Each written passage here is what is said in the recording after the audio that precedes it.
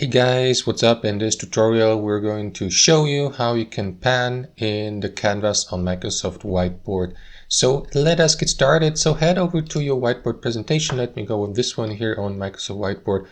And you can do this in the Microsoft Whiteboard web application as well as a desktop application installed on your device. So it is actually very simple, guys. You will see that menu here at the bottom with the select tool and also the pen tool with that hand icon here. So simply switch to it or press space. That's the second option. So if you'd like to use that icon here, simply left click into it, and after that left click anywhere here in your canvas. Hold your left mouse and move your mouse to pan along your canvas. The second option, guys, would be to simply, as previously mentioned, using the space bar, and this will allow you to pan without using that hand icon here. So switch back to the select tool, for example, by pressing Alt S.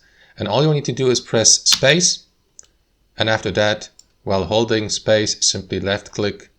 And that is going to hold, of course, the left mouse. And that is going to give you the opportunity to pan across your canvas. And that's basically it. You can now also zoom in, zoom out using your mouse wheel. It is actually very simple. So that's how you pan in your Microsoft Whiteboard's canvas.